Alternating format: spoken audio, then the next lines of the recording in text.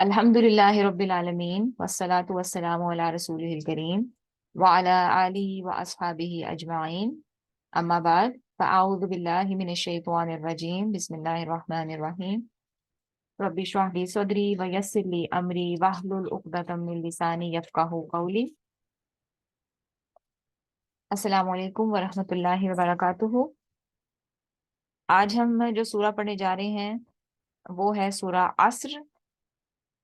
یہ قرآن کی جو چھوٹی صورتیں ہیں ان میں سے ایک سورہ ہے، بڑی مختصر سورہ ہے لیکن بڑی ہی کمپریہنسو اور جامع سورہ ہے۔ اور اس کے بارے میں جو ہے وہ امام شافعی رحمۃ اللہ علیہ کا ایک قول بڑا مشہور ہے کہ اگر صرف یہ ایک سورت نازل کر دی جاتی اور کوئی سورت نازل نہ ہوتی تو یہ ایک سورت ہی لوگوں کی ہدایت کے لیے کافی تھی، یعنی یہ اتنی جامع سورت ہے۔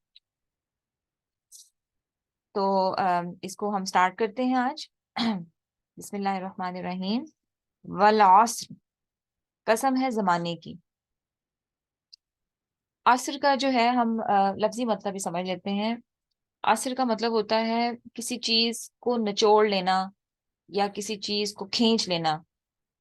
جیسے عصر کا وقت ہوتا ہے نا، عصر کا جب نماز کا وقت ہوتا ہے، عصر کی نماز کا، تو آپ نے نوٹس کیا ہوگا کہ اس وقت سائے لمبے ہو جاتے ہیں، یعنی دن جو ہے اس کو کھینچ لیا جاتا ہے، شام کے آثار جو ہیں وہ نظر آنے لگ جاتے ہیں، شام ہونا شروع ہو جاتی ہے۔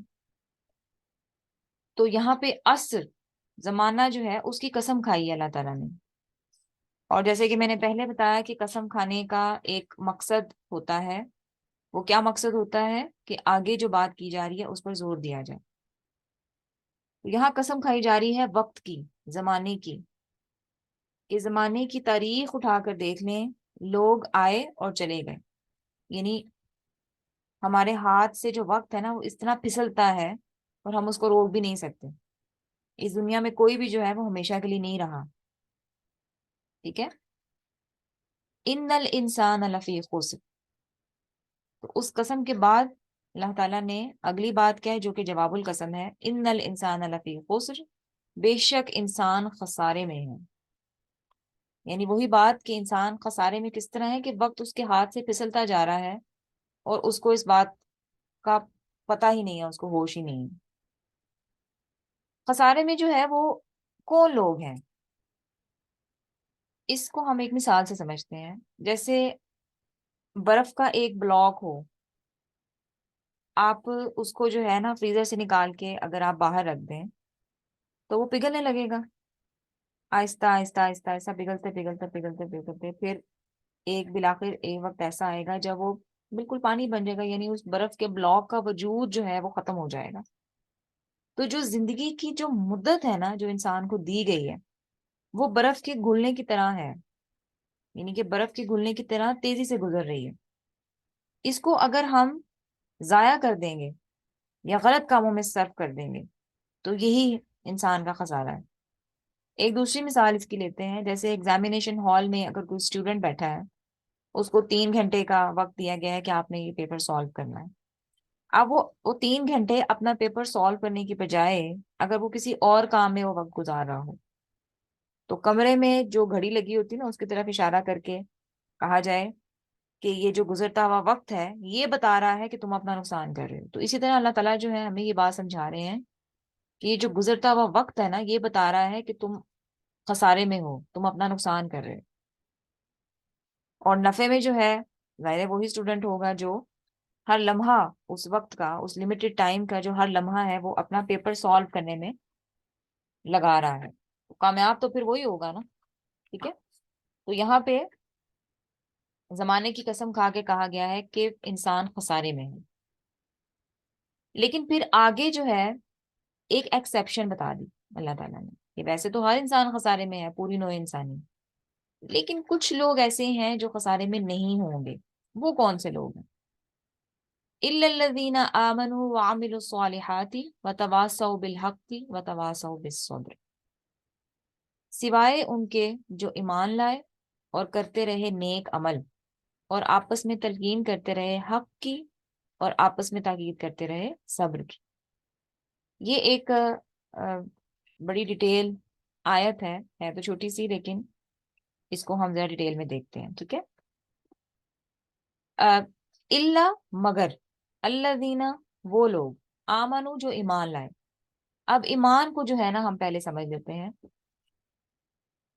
ایمان جو ہے وہ اللہ تعالیٰ نے ایک جو کامل ایمان ہوتا ہے وہ کیا ہوتا ہے، یعنی صرف زبانی کلامی نہیں. جیسے آ، قرآن پاک میں جو ہے نا وہ کئی جگہوں پر اس حوالے سے ایمان کیسا ہونا چاہیے، اس حوالے سے قرآن پاک میں بڑی زیادہ آیات موجود ہیں کہ جو ایمان لانے کا جو حق ہے وہ کیا ہے، اصل ایمان ہوتا کیا ہے. اس میں سے کچھ جو آیات ہیں میں نے کلیکٹ کی ہیں وہ میں آپ کے سامنے رکھتی ہوں. پہلی جو آیت ہے وہ ہے سورہ حجرات. سورہ حجرات کی آیت نمبر 15 ہے جس میں اس بارے میں بات ہو رہی ہے. اللہ تعالیٰ فرماتے ہیں کہ مومن تو بے شک وہ ہیں جو اللہ اور اس کے رسول پر ایمان لائیں اور پھر شک میں نہ پڑیں، یعنی کسی قسم کے جو ہے نا وہ ڈاؤٹس نہ رہیں ان کو ایمان لانے پر. پھر سورہ حامیم سجدہ میں آیت نمبر 30 میں ہے کہ جن لوگوں نے کہا کہ ہمارا رب اللہ ہے اور پھر اس پر ڈٹ گئے، یعنی زمانے کی جو کہہ لیں کہ ظاہری جو شان و شوکت ہے، یا جو ظاہری عیش و آرام ہے، یا جو باطل عقائد ہیں، وہ ان کو اپنے ایمان سے ہٹا نہیں سکی. ٹھیک ہے. پھر ایک اور جگہ سورہ انفال آیت نمبر 2 میں اس کا ذکر ہوتا ہے کہ مومن تو وہ ہیں جب اللہ کا ذکر کیا جائے تو ان کے دل لرز جاتے ہیں، یعنی وہ اتنا ڈرتے ہیں، اللہ پر ایمان ایسا رکھتے ہیں کہ اللہ کی حکموں کی اگر حکم عدولی کی جائے تو وہ لرز جاتے ہیں. اور پھر سورہ بقرہ میں بھی اسی طرح کا ایک مضمون ہے، آیت نمبر 165 میں 165، کہ جو لوگ ایمان لاتے ہیں وہ سب سے بڑھ کر اللہ سے محبت رکھتے ہیں. تو تو کیا ہم نے اس چیز سے پتہ چلا ایمان کا کیا مطلب ہے کہ زبانی جو اقرار ہے ایمان کا،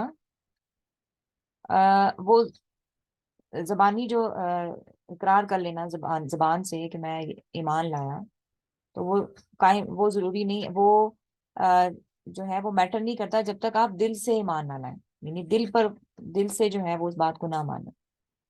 اب ایمان جو ہے وہ ایمان کتنی قسم کے ایمان ہیں، یعنی ایمان کے اندر جو ہے وہ بہت ساری چیزیں آتی ہیں جس پر یقین کرنا ہم پر فرض ہے. پہلا ہے اللہ پر ایمان، یعنی ایمان لانے کا جو پہلا ایک جو بیسک چیز ہے وہ کیا ہے کہ اللہ پر ایمان لائیں، کہ اللہ تعالیٰ ہی خدا ہے، اس کا کوئی شریک نہیں ہے، وہی عبادت کے لائق ہے، اس سے ہی دعا مانگنی چاہیے، اسی پر توکل کرنا چاہیے.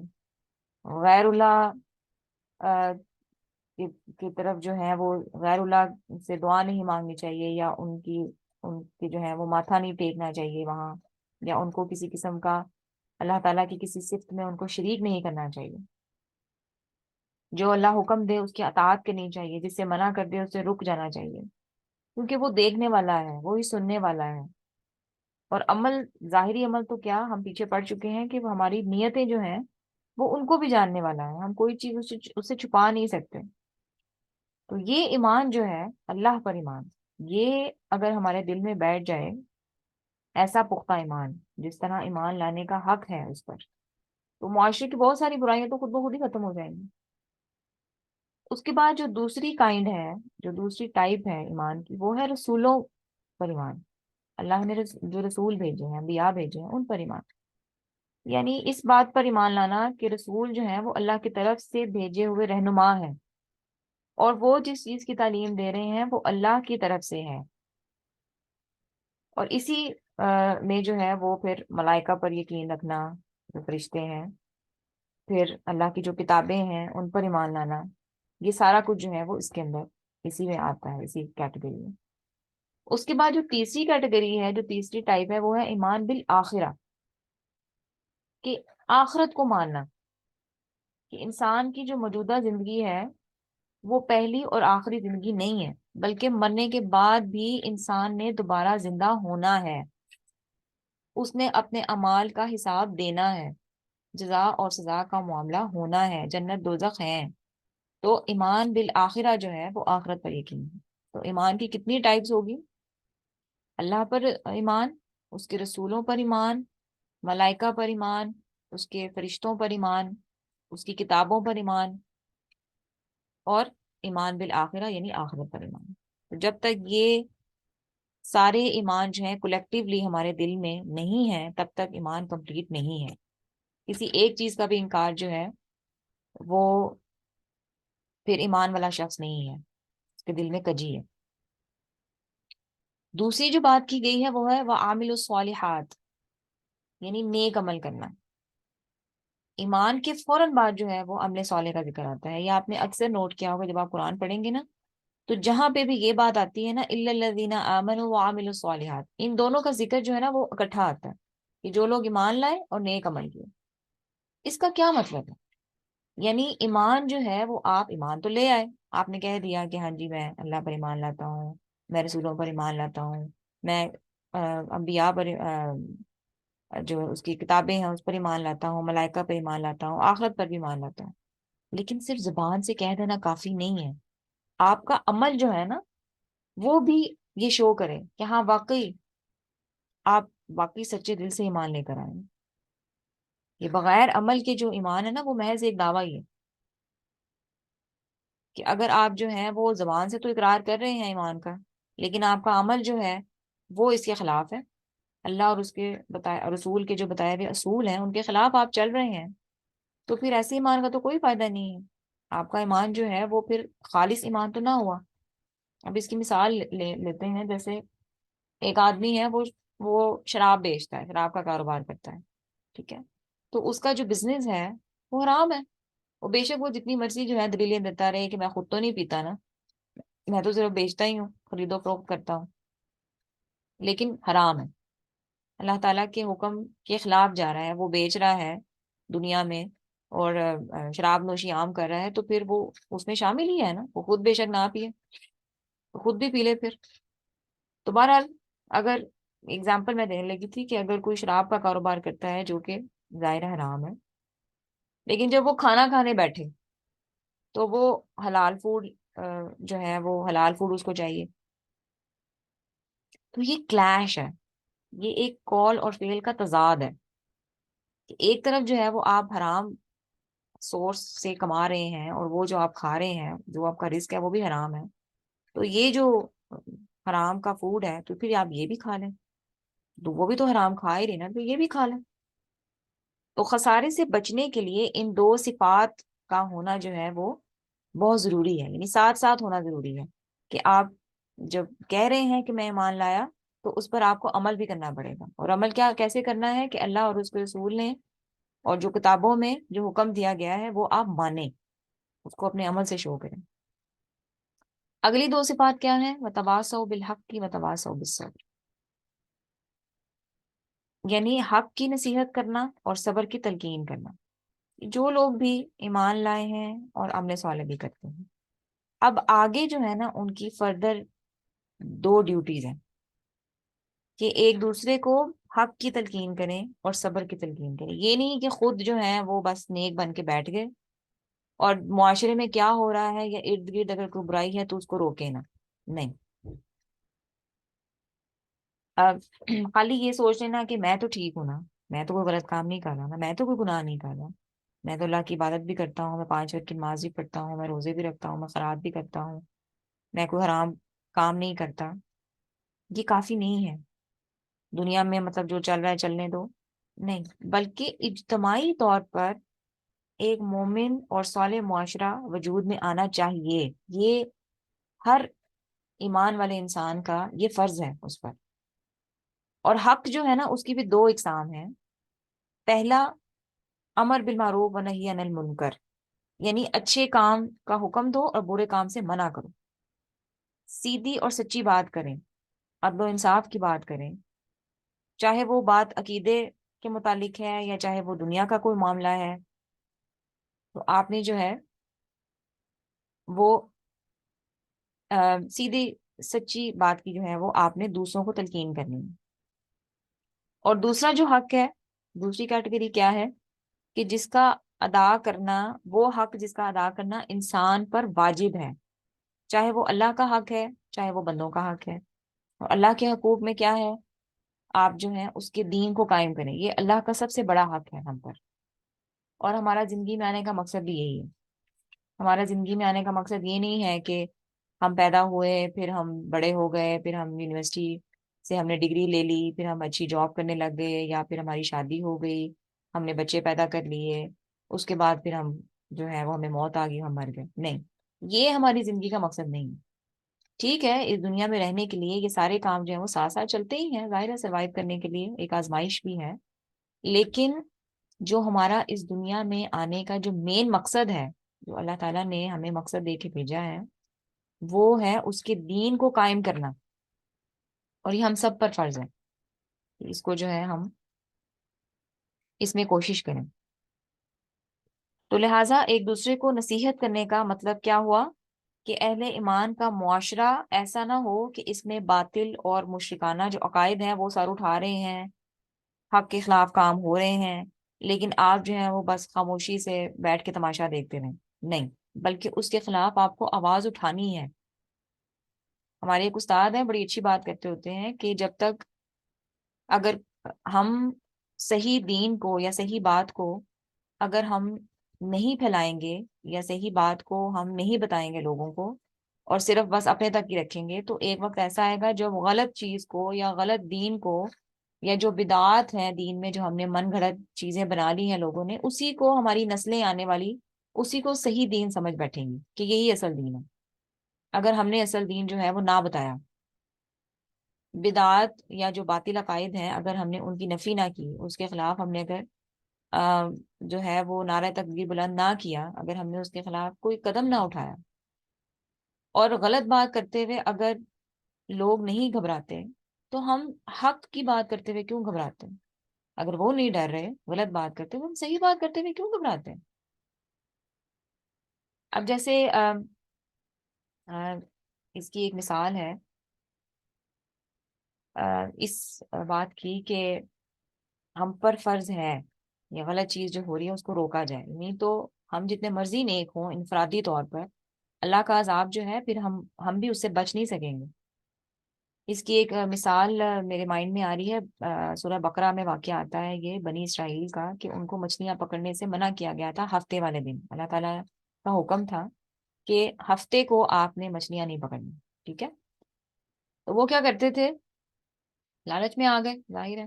اب ان کو یہ بھی تھا کہ ایک آزمائش سمجھ لیں کہ ہفتے والے دن جو ہے نا وہ مچھلیاں بڑی زیادہ مقدار میں آیا کرتی تھیں، اور فرائیڈے کو یا پھر سیٹرڈے سنڈے کو جو ہے وہ اتنی مچھلیاں نہیں آتی تھیں دریا میں۔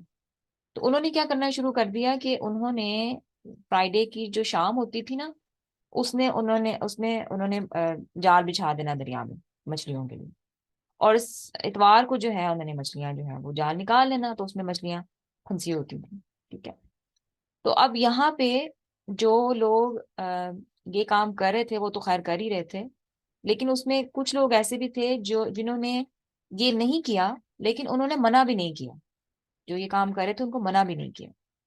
اور ایک کیٹیگری ان لوگوں کی تھی جنہوں نے منع کیا کہ ایسا مت کرو، یہ اللہ کو دھوکہ دینے والی بات ہے، آ، اللہ جو ہے نا وہ سب جانتا ہے، تو یہ اس کو دھوکہ مت دو، تم اس کو دھوکہ نہیں دے سکتے۔ تو وہ جو ہے نا وہ یہ ایکسکیوز دیتے تھے کہ ہم سیٹرڈے کو تھوڑی کرتے ہیں، ہم تو بس ویسے ہی جال بچھا دیتے ہیں، لیکن آتے تو ہم سنڈے کو ہی ہے نا کلیکٹ کرنے مچھلیاں۔ تو اللہ تعالیٰ نے پھر ان پر عذاب نازل کیا اس حکم عدولی کی وجہ سے۔ اور عذاب کن کن پر آیا تھا؟ نہ صرف ان پر جو یہ کام کر رہے تھے، بلکہ ان پر بھی آیا جو اس چیز سے منع نہیں کرتے تھے، یعنی خود نہیں کر رہے تھے لیکن منع بھی نہیں کر رہے تھے نا ان کو کہ مت کرو ایسا، صرف وہ لوگ بچے تھے جو اس چیز سے منع کرتے تھے۔ تو ہم لوگوں کو بھی یہ حکم ہے کہ اگر معاشرے میں اللہ اور اس کے رسول صلی اللہ علیہ وسلم کے احکامات کے خلاف کوئی بات ہو رہی ہے تو اس کو منع کیا جائے، جتنی ہماری حیثیت ہے۔ اگر زبان سے کریں، زبان سے نہیں کر سکتے، زبان سے کریں، ہاتھ سے کریں، جس طرح بھی آپ جو ہیں آپ کے اختیار میں ہے آپ کریں۔ سوشل میڈیا پہ دیکھیں، ہم ٹک ٹاک پہ ویڈیوز بنتی ہیں، انسٹاگرام پہ ویڈیوز بنی ہوتی ہیں، فضول ویڈیوز، یعنی جن کا کوئی مقصد ہی نہیں ہے، گانے اور رومانٹک یا دکھی شاعری یا اس طرح کے جو ہیں وہ فلمی کہہ لیں، یا جن کا کوئی فائدہ ہی نہیں ہے یعنی. تو آپ جو ہے بجائے یہ ساری چیزیں کرنے کے، ہم کیوں نہ اسلام کو پھیلائیں. اسلام کی جو باتیں ہیں، اللہ کی جو باتیں ہیں، ان کے چھوٹے چھوٹے کلپس بنا کر، جن کو یہ آتا ہے کرنا، ویڈیوز بنانا ہے سارا کچھ، وہ یہ چھوٹے چھوٹے کلپس بنا کر وہ سوشل میڈیا پر لگائیں، وہ نشر کریں، اللہ کے دین کو پھیلائیں، لوگوں کو بتائیں کہ ہمارا یہ دین ہے. اور یہ میں آپ کو بات بتاؤں، نان مسلم سے زیادہ جو ہے نا اب مسلمانوں کو جو ہے نا اصل دین جاننے کی ضرورت ہے، کیونکہ اصل دین سے مسلمان ہی بہت دور ہو گئے ہیں. تو جو نان مسلم ہیں ان کو تو آپ آج چھوڑ دیں. ٹھیک ہے. تو اب اگلی بات کیا ہے؟ وتواصوا بالصبر. ظاہر ہے جب آپ اچھی بات کہیں گے یا کسی کو کوئی غلط کام کرتا دیکھیں گے یا کوئی حرام کام کرتا دیکھیں گے، جب آپ اس کو منع کریں گے تو آگے سے رسپانس کیا ہوگا؟ نیگیٹو رسپانس ہی ہوگا نا. کیا کہا جائے گا؟ ہمیں جو ہے نا آپ نہ سکھائیں، ہمیں پتہ ہے. اکثر یہی کہا جاتا ہے نا. آپ کو ٹینشن لینے کی ضرورت نہیں ہے، ہمیں جج نہ کریں، ہماری نیت اللہ جانتا ہے. بھائی نیت تو اللہ جانتا ہے، لیکن ظاہری طور پر آپ جو کام کر رہے ہیں اگر وہ غلط لگ رہا ہے تو اس پر تو ہم منع کریں گے نا. اس پر تو منع کرنا بنتا ہے نا. آپ کی نیت جو بھی ہے، ایک صاف صاف ایک عمل آپ غلط کر رہے ہیں، حرام بیچ رہے ہیں، اب اس میں نیت کیا ہے؟ نیت تو آپ یہی ہے کہ آپ پیسہ کمانا چاہتے ہیں، اس سے منع کر رہے ہیں. تو اب اس میں نیت کہاں سے آ گئی؟ اس میں جو ہے وہ ججمنٹ کہاں سے آ گئی، یا یہ بات کہاں سے آ گئی کہ یہ میرا اور اللہ کا معاملہ ہے؟ نہیں. یہ ایک ایسا معاملہ ہے جس میں ایک مسلمان کو دوسرے مسلمان کو منع کرنا بنتا ہے. یہ اللہ کا حکم ہے کہ منع کرو. تو جب آپ آ، غلط کام سے یا حرام کام سے روکیں گے تو آپ کی مخالفت بھی ہوگی، آپ کی جو ہے وہ آپ کے دشمن بھی پیدا ہوں گے، آپ کے اپنے فیملی ممبرس جو ہیں سم ٹائمز وہ آپ کے خلاف ہو جاتے ہیں. اگر کوئی اور لڑکی جو ہے وہ ایک ایسے گھرانے میں ہے جہاں پہ کپڑے جو ہیں وہ اتنے کوئی خاص پردے والے نہیں پہنے جاتے، یعنی جسم کو ڈھانپنے والے یا بہت ٹائٹ کپڑے پہنے جاتے ہیں، تو اگر وہ پردہ کرنے کا سوچ لے کہ میں پردہ کروں گی یا میں ایسے کپڑے نہیں پہنوں گی، تو سب سے پہلے تو اس کی ماں ہی اس کے خلاف ہو جائے گی، اس کا اپنا باپ اس کے خلاف ہو جائے گا کہ تمہیں کیا ہوا، تم کب سے اتنی دینی بن گئی ہو، تمہیں رشتے نہیں آئیں گے، تمہیں جو ہے وہ لوگ باتیں کریں گے، ہمارا تو بائیک آؤٹ ہو جائے گا سوشل. اس طرح کی باتیں اپنی ہی فیملی ممبرس کرنا شروع ہو جاتے ہیں، ڈسکریج کرتے ہیں. تو اس وقت اللہ تعالیٰ ہمیں کیا کہتا ہے؟ آپ نے کیا کرنا ہے؟ صبر کرنا ہے. وتواصوا بالصبر، کہ صبر کرنا بھی ہے، اور آپ نے دوسروں کو جو اس کام میں لگے ہوئے ہیں ان کو بھی آپ نے صبر کی تلقین کرنی ہے. یعنی ایک دوسرے کی ڈھارس بندھائیں، ایک دوسرے کو حوصلہ دیں، ایک دوسرے کو ثابت قدم رہنے کی تلقین کریں. تو یہ ساری چیزیں جو ہیں ہم پر فرض ہیں. تو یہ چھوٹی سی صورت تھی، اور اس کو جو ہے ہم جلدی سے سمرائز کرتے ہیں. سب سے پہلے تو جو ہے وہ اپنا ہم انالیسس کریں نا کہ ہم کن لوگوں میں شامل ہیں. ان لوگوں میں شامل ہیں جو خسارے میں ہیں، یا پھر ان لوگوں میں شامل ہیں جو خسارے میں نہیں ہیں بلکہ جن کے اندر یہ چار صفات موجود ہیں. ٹھیک ہے. سب سے پہلے تو ہمیں اپنا انالیسس کرنا ہے. تو اگر ہم میں ایمان ہے اور ہم نیک عمل بھی کرتے ہیں، برے کاموں سے ہم بچتے ہیں انفرادی طور پر، تو اب ہمارا اگلا فرض اس صورت کے حوالے سے، یا اس صورت میں جو ہمیں تلقین کی جا رہی ہے وہ کیا ہے؟ کہ اپنے اثر و رسوخ کے دائرے میں رہ کر آپ دوسروں کو حق بات کہیں اور صبر کی تلقین بھی کریں. آج کل کے زمانے میں جو ہے جیسے شادیوں پہ اگر آپ کہہ دیں کسی کو کہ جی میوزک لگا ہوا ہے تو آپ میوزک بند کریں یا ڈھول ڈمکا نہ کریں، تو آگے سے آپ کو کیا جواب آئے گا کہ آپ نے پھر آنا ہی نہیں تھا شادی کے اوپر. ایسی بورنگ شادی تھوڑی ہوتی ہے کہ میوزک نہ لگا ہو، رومانٹک یا فحاشی والے جو شعر و شاعری والے گانے ہیں وہ نہ لگے ہوں، تو اس سے شادی کمپلیٹ ہی نہیں ہوتی. کسی کو پردہ کرنے کا کہہ دیں وہ تو آپ کی دشمن بن جائے گی. کسی کو بدعت سے روکیں، ٹھیک ہے، تو جو کہ ثابت ہی نہیں ہے صحابہ سے اور نبی صلی اللہ علیہ وسلم کی سنت سے، حدیث سے یا اگر بہت ساری حدیث جو ہیں وہ ضعیف ہیں جو کہ اب اپلیکیبل نہیں ہے، تو لوگ جو ہیں وہ ان ضعیف حدیث کی بیس پر جو ہے بڑی بڑی بدعات کرتے ہیں. اگر آپ ان کو روک کے دیکھ لیں تو آگے سے رسپانس کیا آئے گا؟ وہی ہمیں نہ سکھائیں، ہمیں پتہ ہے، ہمیں نہ جج کریں۔ لیکن یہ سارے معاملات جو ہیں یا یہ سارے نیگیٹو رسپانسز جو ہیں ہمیں روک نہ پائیں۔ اصل مقصد یا اصل جو بات ہے نا، جو اس صورت کا جو لب لباب ہے، وہ یہ ہے کہ وقت جو ہے بڑی تیزی سے گزر رہا ہے۔ یہ مدت جو آپ کو دی گئی ہے، اس مدت میں اللہ کا دین قائم کرو، جتنی ہماری حیثیت ہے، جتنا ہم کر سکیں۔ اللہ تعالیٰ ہم سے قیامت کے دن سوال کریں گے کہ تم نے میرے دین کے لیے کیا کیا؟ تو ہمیں جو ہے کوشش کرنی ہے کہ ہم خود بھی دین سیکھیں جو اصل دین ہے، اور دوسروں کو بھی سکھائیں۔ اور ہم جو خواتین ہیں، یہ جو میں پہلے بھی بات میں کر چکی ہوں، یہ ایک اپنے سیشن میں، کہ جو ہم عورتیں ہوتی نا، ہمارا بہت بڑا کردار ہے ایک اچھا معاشرہ قائم کرنے میں۔